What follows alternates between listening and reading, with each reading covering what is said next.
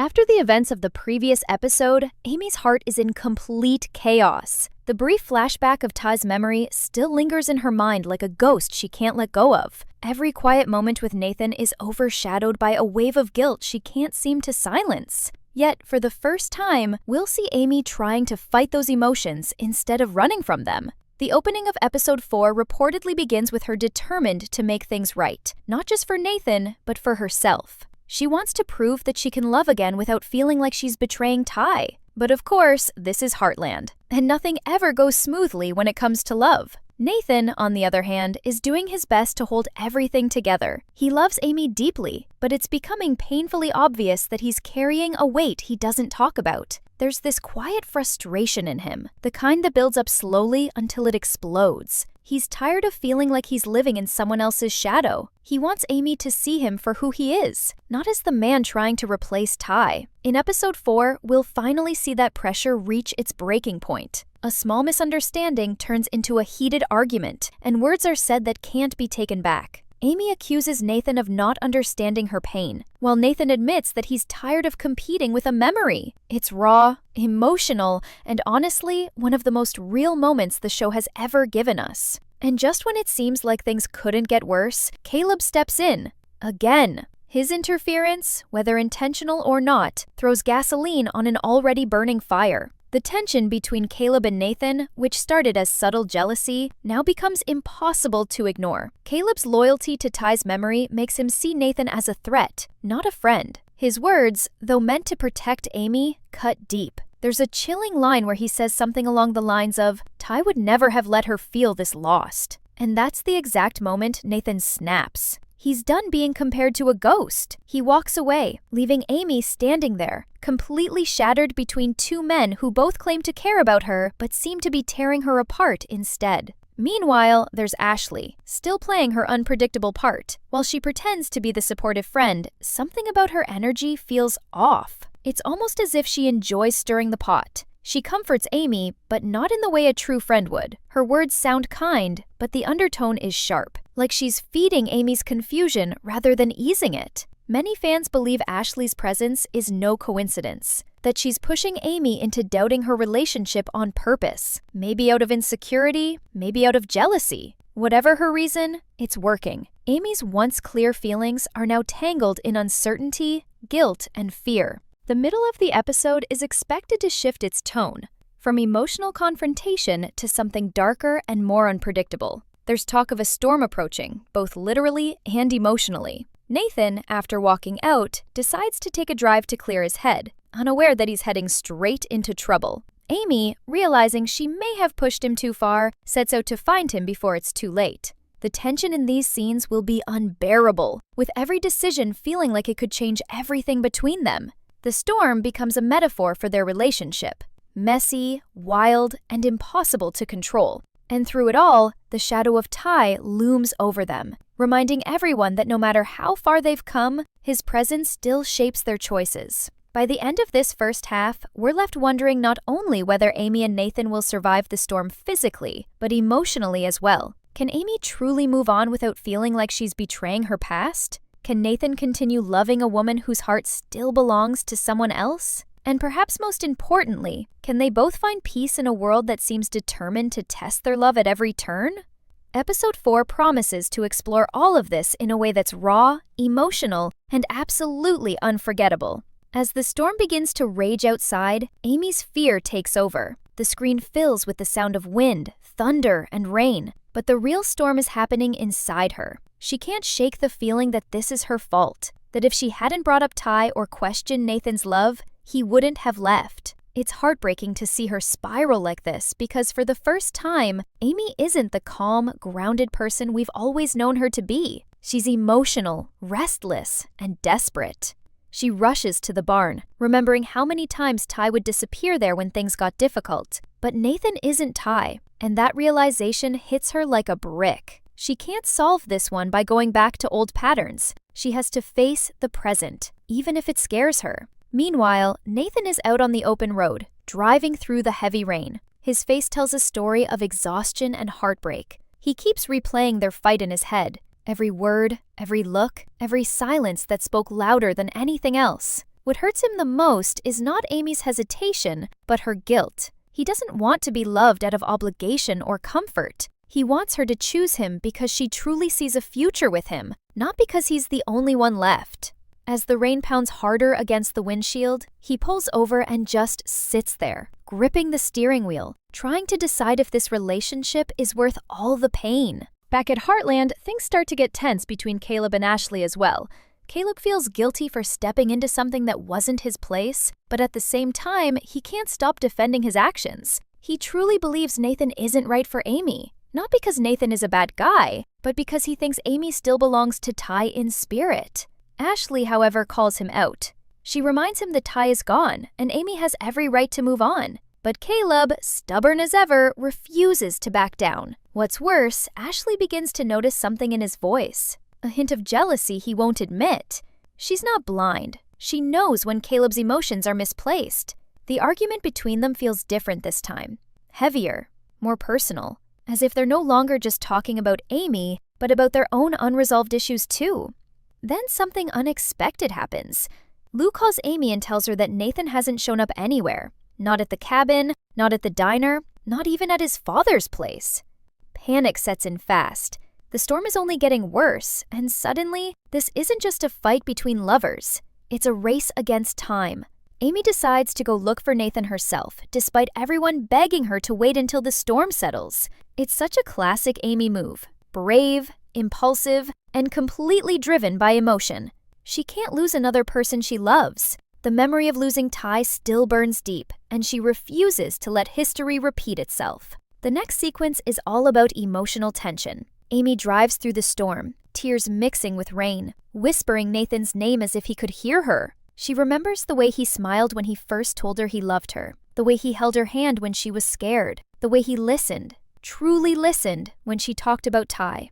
And that's when it hits her. Nathan never tried to replace Ty. He only ever wanted to love her for who she is. The realization brings both relief and heartbreak, because she knows she might be too late to tell him that. At the same time, the show shifts back to Nathan, whose car has stalled on a dirt road miles away from Heartland. The engine won't start, the storm is worsening, and the temperature is dropping. He tries calling Amy, but there's no signal. Alone in the dark, surrounded by lightning and wind, he starts to think about everything that led him here. He wonders if Amy really needs him in her life, or if he's just another chapter in a story that will always belong to Ty.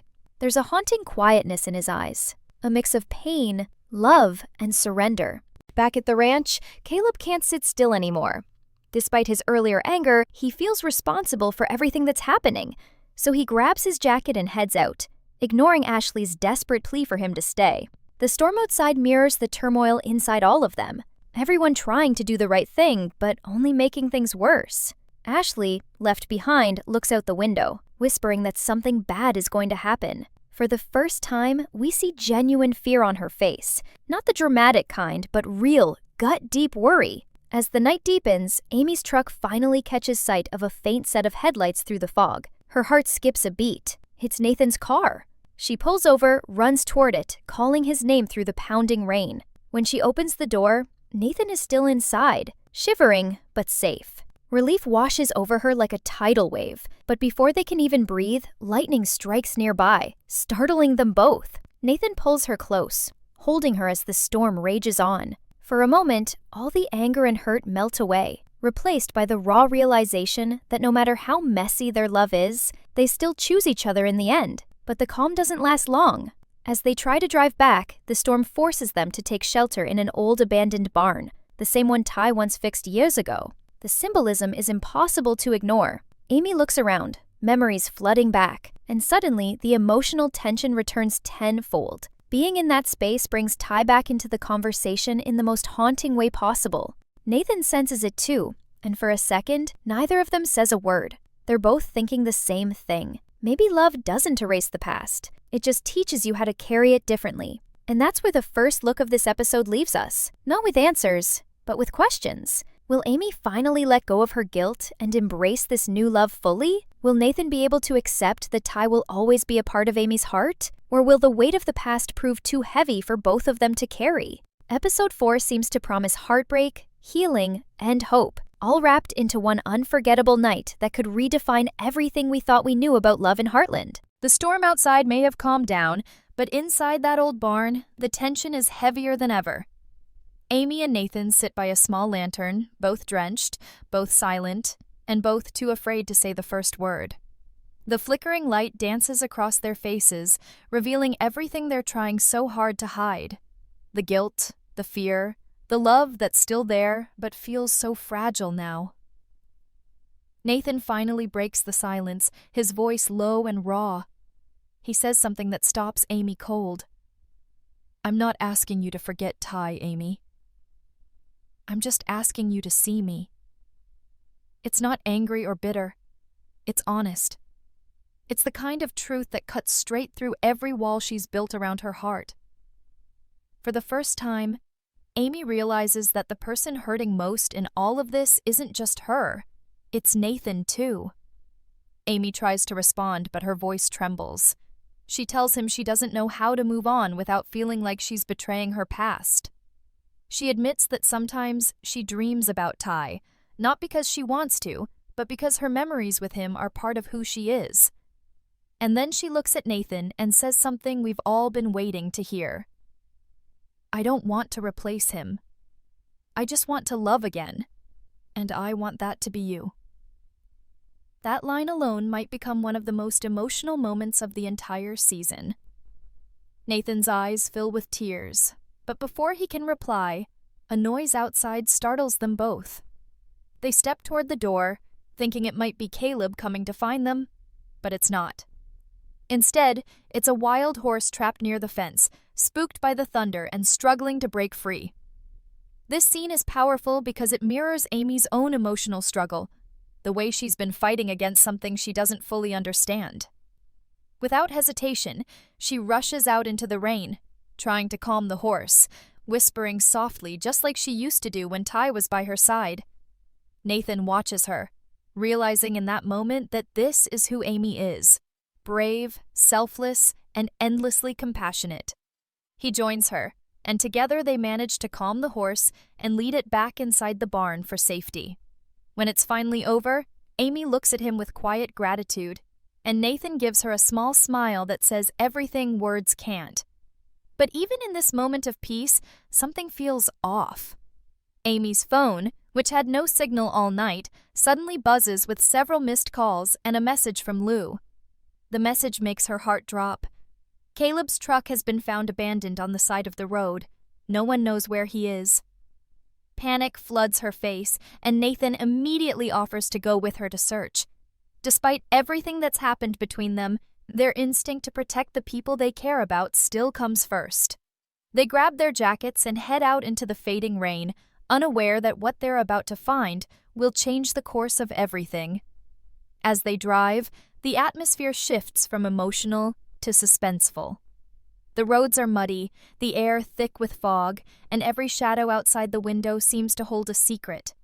Amy's mind races. She keeps thinking about how Caleb left angry, how he said things he didn't mean, and how guilt can make people do dangerous things. Nathan tries to reassure her, but even he can't hide his worry.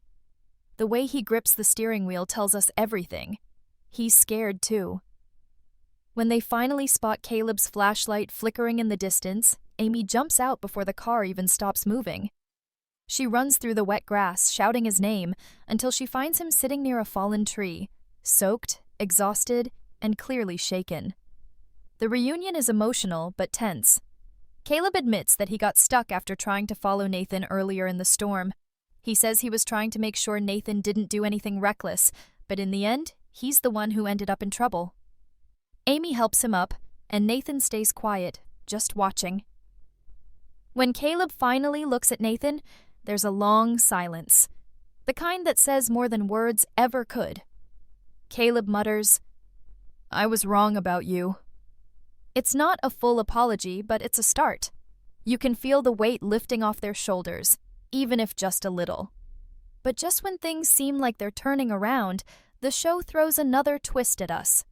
As they drive back toward Heartland, the radio crackles with a news alert. A small plane has gone down near the ridge because of the storm, the same area where Caleb said he saw lights earlier.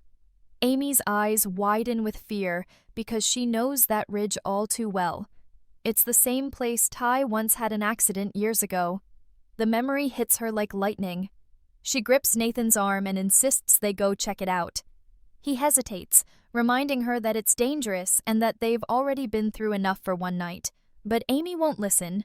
She says, "I can't walk away when someone might need help."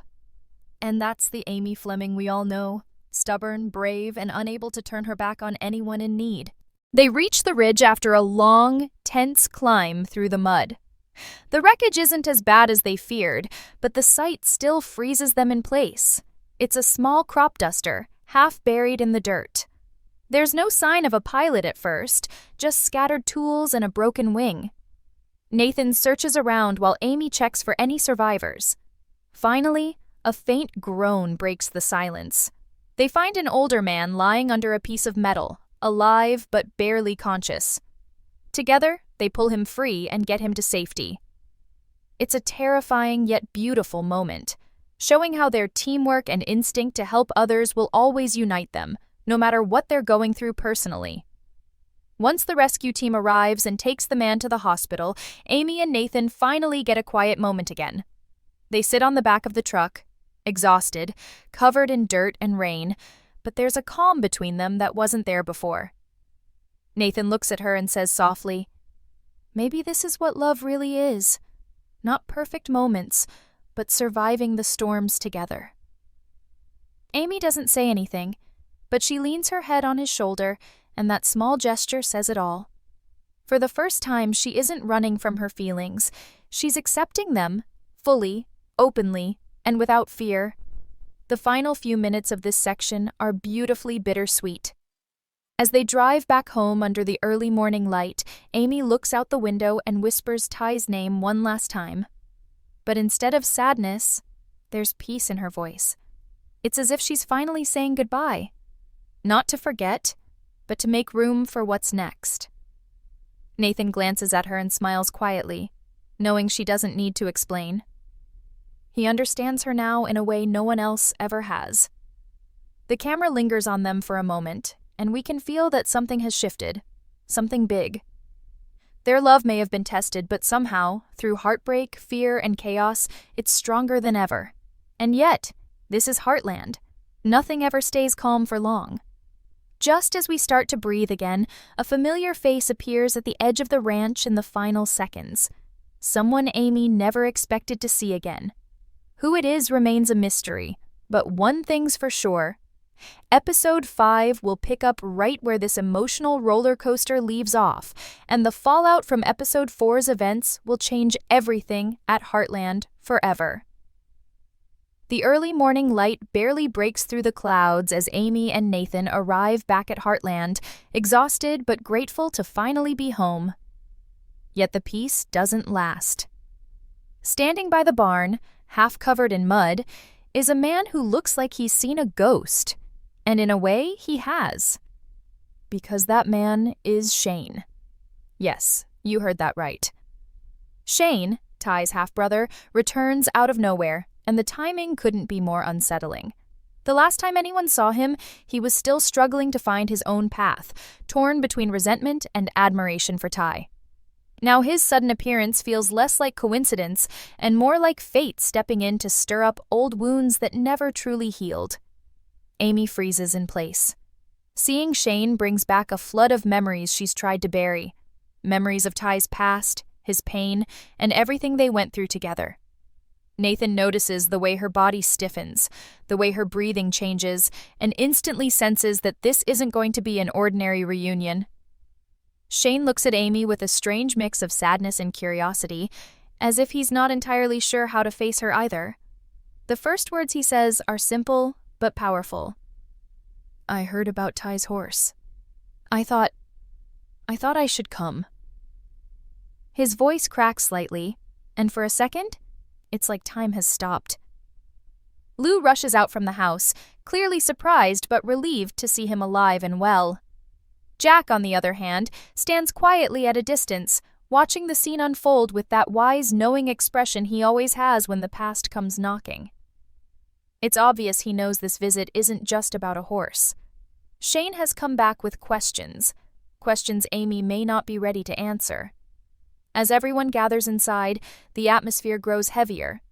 Amy offers Shane coffee, trying to act calm, but her hands are trembling. Nathan sits beside her, silent but supportive, unsure whether to speak or just let Amy handle it. Shane finally explains why he's really there. Apparently, he's been working on a ranch not too far away, and recently, one of the horses there fell ill in the same strange way Ty's old horse did before he died. He says he thought it might have been a coincidence, until he saw the same markings on its neck, like a symbol or burn. When he mentions it, Amy's eyes widen. That detail hits too close to home.